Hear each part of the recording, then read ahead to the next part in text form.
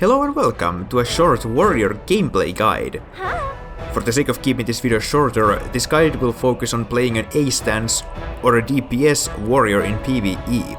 I'll be going over most of warrior skills, your skill priority chains, and general tips for playing the class. If you'd instead like a more comprehensive written guide along with tanking info, I'd highly suggest you check out Assa's all-in-one warrior bible, which I'll have linked to in the description. I used said guide as a reference a lot, so there will be many similarities. With that said, we have a lot to go over, so let's get to it. First, let's briefly go over your skills. Combo attack. This is your auto attack, which every class has a variation of. It restores MP and has negligible damage. In PvP, the second hit staggers players. Evasive roll. Your bread and butter invisibility frame, or iframe, or dodge for short. It uses 500 resolve or 380 when glyphed of your maximum 1500. You always dodge to the direction you're moving towards. Torrent of blows. A very situational skill which allows you to block attacks even in assault stance. It generates one edge and has a long animation. Rain of blows. One of your core skills. It deals decent damage over 7 hits and generates one edge on the last one. You also take half the damage while casting it. Battle cry. Your dedicated aggro shout and also a stun in PvP. Not used much in PvE except for dire situations. Assault stance. Your DPS stance. It gives you quite a significant damage boost and you should always have it on. Note that due to a bug, it sometimes turns off on its own after resetting a dungeon, so you should double check before every run if you have the effect on. Defensive stance. Your tanking stance. It gives your endurance and aggro generation a boost and allows you to use your core tanking skills. Death from above. Your other and longest main iframe. It has a long animation and generates one edge on a successful hit. Note that the iframe ends when your feet touch the ground, but you're still in animation lock until the very end of the animation, unless you cancel it with blade walls or aerial scythe. Poison blade, another one of your core fillers. It has negligible damage but makes up for it with its 2-edge generation and very fast casting. Leaping strike, one of your movement skills. It allows you to move quite a distance very quickly, however it has a pretty long animation lock at the end. Retaliate, universal skill every class has.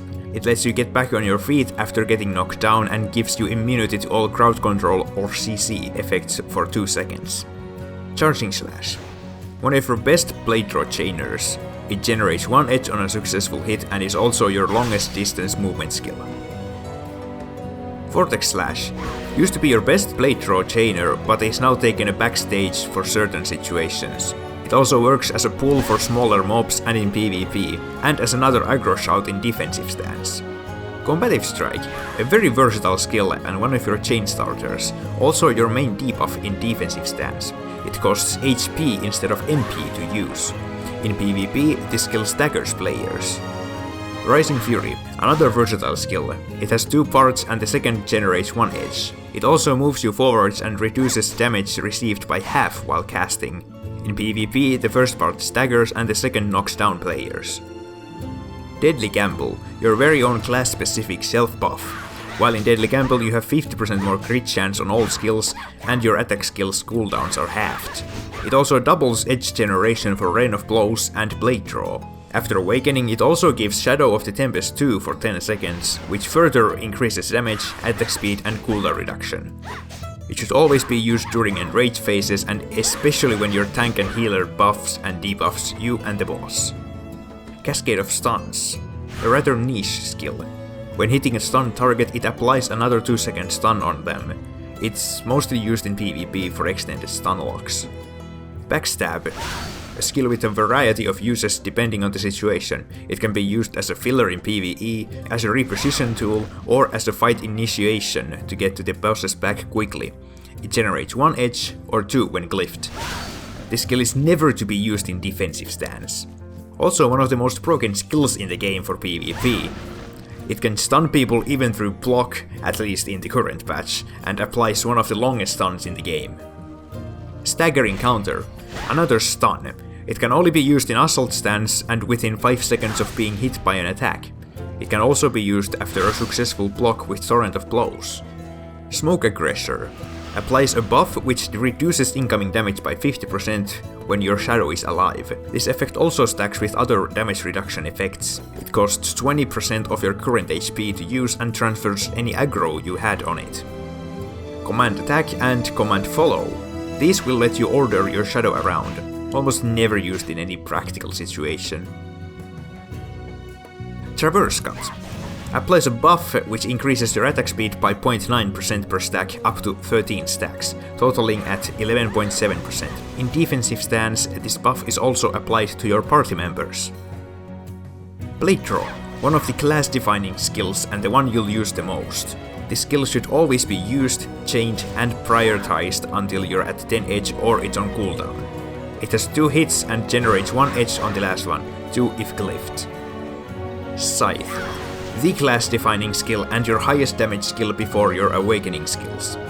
With glyphs and correct gear, it has a 100% critical chance and is the highest contributor in your overall damage. It consumes all accumulated edge and should never be used below 8 edge, ideally always at 10 edge. In PvP it knocks down anyone it connects with.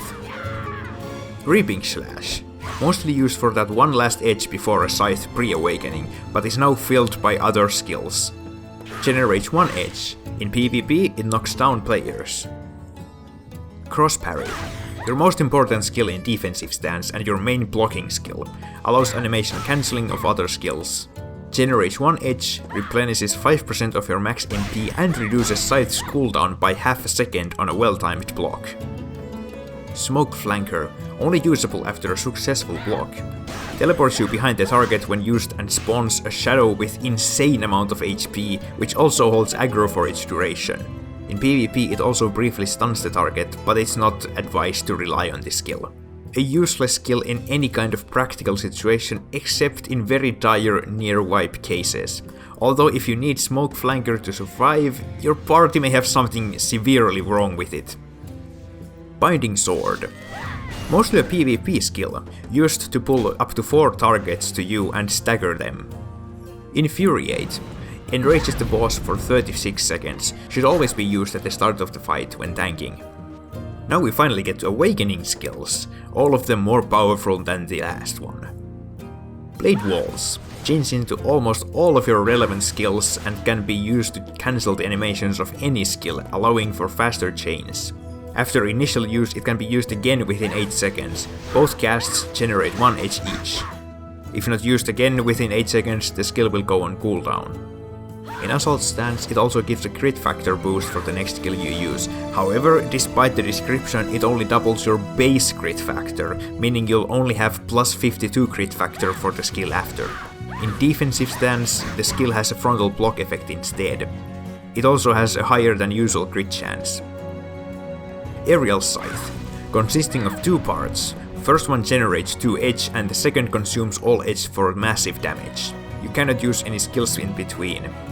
The second part has an insane crit chance and in practical terms almost never doesn't crit, regardless of crit factor or where you hit. In PvP the first part staggers and the second part knocks down players. Blade Frenzy, your ultimate or nuke skill, deals massive damage and has a very long cooldown. Best used after the first scythe during Deadly Gamble to still have the damage and cooldown reduction buff from Shadow of the Tempest 2. It has a 100% crit chance. In PvP, the skill knocks down players. So that's all your active skills covered, but Warrior has a few important passive skills too. Head On. With a Wrathful Niviot and this passive you'll have the same crit power from the side or the front as a DPS warrior from the back, mostly a tanking oriented passive. Tempest Aura, basically a nice DPS boost over the duration of the fight. With every last hit of any attack skill applies a buff that stacks up to 50, each stack increasing your attack speed and decreasing your cooldowns by 0.1%. When you reach 50 stacks, the buff gets overwritten by Shadow of the Tempest 1, giving you 5% damage, 5% attack speed and 5% cooldown reduction for 10 seconds, after which the stacking starts over. When you activate Deadly Gamble you get Shadow of the Tempest 2 instead, for 10% damage, 7% attack speed and 7% cooldown reduction. Orbit Charge. This passive basically guarantees for your scythe to be up at 10 edge and for your aerial scythe to be up after 2 scythes, if played correctly at least. Alright, with our skills covered, we can move on to combos. This is where it gets complicated and possibly overloaded with information, so if nothing else, here is where you'll need to pay attention. If you need to pause the video at any point, feel free to do so until you feel like continuing. Before going forwards, however, you need to get out of the mindset that warrior is a quote-unquote rotation-based class. In reality, warrior is a highly adaptive priority chaining class. The sooner you take this in, the better. What truly makes a good warrior is their ability to utilize all of their arsenal in a fluid and natural manner. Your skills can be chained and sorted into 3 categories: edge stackers, edge consumers, and utility. And some skills and/or combos can fit into multiple categories.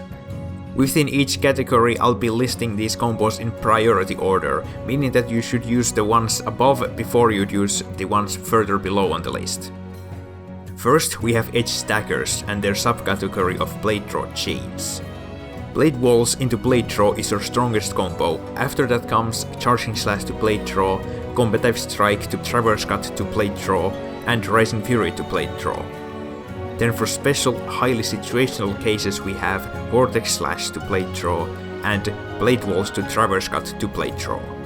For our second subcategory we have 2 edge fillers: poison blade, combative strike to rain of blows, backstab when glyphed, combative strike to reaping slash, combative strike and death from above, which also works the other way around, torrent of blows and death from above, and lastly, on situational basis, blade walls to rain of blows. And our third subcategory we have single edge fillers or edge correctors. Charging slash on its own, blade walls on its own, combative strike on its own, torrent of blows on its own, and death from above on its own. And of course you can combine some of 1 edge fillers to make a 2 edge filler. Next we have the edge consumers, which consists of 2 skills, again shown in priority order: aerial scythe and scythe. In a normal fight, while outside of Deadly Gamble, you usually rotate between 1 aerial scythe and 2 normal scythes. In Deadly Gamble, after much accelerated edge stacking process, you alternate between aerial scythe and scythe. Next we have utility. Here we also have skills that don't stack any edge but otherwise give us an advantage, be it survivability, mobility or buffs for yourself. I'll be skipping tanking skills as this is primarily a DPS guide. First we have our iframes, which include evasive roll, death from above, and backstab. Yes, backstab is also an iframe, although a short one. Then we have mobility, leaping strike, rising fury's first part, charging slash, and combative strike. Next is damage reduction and mitigation, smoke aggressor, torrent of blows, rain of blows, and rising fury. Lastly we have the PvP skills: cascade of stuns, staggering counter, binding sword, retaliate, and combo attack. Now that we know what each of our skills do and we have categorized them, we can explain edge and scythes. Simply put, edge is warrior's resource to deal more damage with their heavy hitters, aerial scythe and scythe. For scythe, you'll ideally use it at 10 edge every time, but in practice you may end up using it at 9 or 11 edge. For aerial scythe, you can use it at 8 edge if you cast the skill fully, or at 10 edge by skipping the first cast and going straight to the second one. Your goal is to build up edge as fast as possible and use as many aerial scythes and scythes at their full potential. Now that we have all this information, we can build our glyph page. Here I'll be assuming you have all your master glyphs available. If not, go run Sabex Armory, Macellarius Catacombs, and Island of Dawn to get them as soon as possible. Basically, we want the fastest possible edge generation while buffing the damage of our core skills and maximizing Deadly Gamble uptime. With all of this in mind, our base build is pretty straightforward. The death from above attack speed proc is pretty much mandatory, but otherwise you're free to choose anything to your liking. Death from above cooldown reduction, vortex slash casting speed, and combative strike HP consumption glyphs being the last somewhat viable options left. Lastly, let's talk a bit about Deadly Gamble. This is your class specific steroid buff and is where most of your overall damage comes from. As mentioned before, it gives you a 50% higher crit chance, but more importantly it halves the cooldown of all your attack skills and doubles edge generation for blade draw and rain of blows. This allows you to build up edge extremely fast and use both aerial scythe and scythe in very quick succession. Unlike outside of Deadly Gamble, during it you can alternate between aerial scythe and scythe. To get the most out of Deadly Gamble, you should optimize its usage by timing it with boss enrages and buffs and debuffs from your tank and healer. Finally, to optimize your Blade Frenzy, you should use it during the first 10 seconds of Deadly Gamble, ideally after the first aerial scythe or scythe, to still get the benefit of Aura of the Tempest 2 buff. Before we're done here, let's go through a bit about consumables. As a DPS player, you'll want to deal as much damage as possible, so any options that increase your damage output are very beneficial. To put things simply, a Prime Battle Solution, or Nostrum for short, is a must-have. A Bravery Potion is also highly recommended. Alternatively, you could use a Canaphora, but in general, a Bravery is a better overall option. Noctanium infusions are also recommended, as they too give your DPS a nice boost for the entire duration of a fight. For optional ones we have Lambulgogi, Lane Stark Root Beer, Savage Trot for the regions that have it, and Feast Food buffs. These are mostly a luxury and are usually used in tryhard and scoring runs. They also may cost you significantly in the long run. With all this information, I hope you have a basic understanding of how to play a warrior. Unfortunately, if I were to go over everything about warrior gameplay, this video would be at least 2 or 3 times longer. As I said in the beginning, if you'd like a much more comprehensive written guide, I highly recommend Assa's all-in-one warrior bible. I hope you enjoyed, and I'll see you in game.